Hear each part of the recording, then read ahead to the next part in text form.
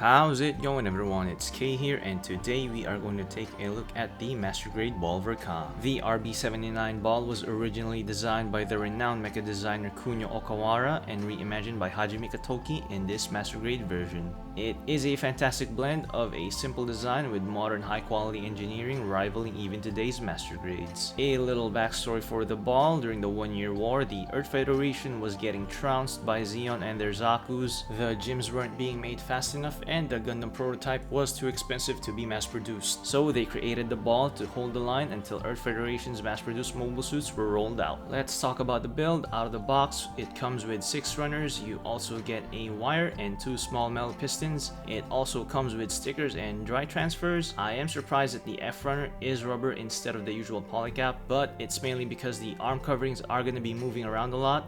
So it makes sense that this is going to be rubber, but that also means that the nubs are going to be a nightmare to clean on that part, right? Wrong! Because most of the nubs are hidden even on the armor parts, cleanup wasn't a total nightmare. So for a kit that's based on a very basic design, the Ball Verka is impressive with its level of engineering. There is a pilot fig in the cockpit, which is a standard for Master Grades. The build is mostly straightforward. I say mostly because I had trouble running the wires in the holes, but that's mainly a me problem. The added mechanical details in the frame as well as the armor parts will make the build process enjoyable for modelers of all skill levels. For the aesthetics, the original ball is one of the most basic mobile weapon designs in the Gundam universe, but it gets a massive upgrade in this version, with added details in its frame making it perfect to do some painting. And they know that they created a great frame because they give you the option of adding decals on it. I personally didn't do it because it's gonna use stickers, plus it's just gonna get covered up by the armor. I did use the dry transfer for the side marking just to see if I can do it on a curved surface and not screw it up. My advice for using dry transfers: tape it up so that when you start rubbing, the decal won't move and get ruined. They also added some thrusters throughout the kit to add more details. I also did some panel lining to get that separated armor feel. These clear parts are UV reactive, which is nice.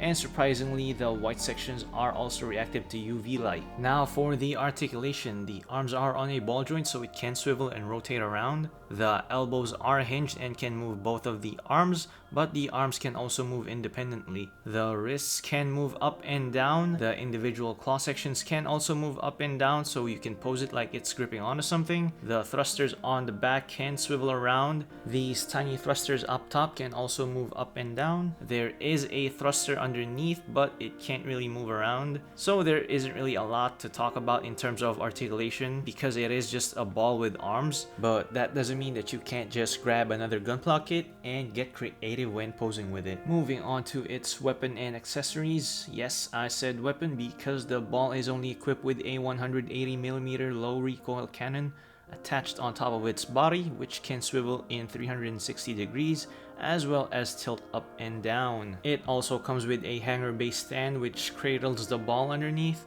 Hey, phrasing! It is a bit of a letdown that the ball isn't compatible with action bases, so you can pose it in some action shots. Lastly, it comes with 2 standing maintenance figures so you can pose them right next to the ball like it's being maintained. So should you buy the Master Grade Ball Verka?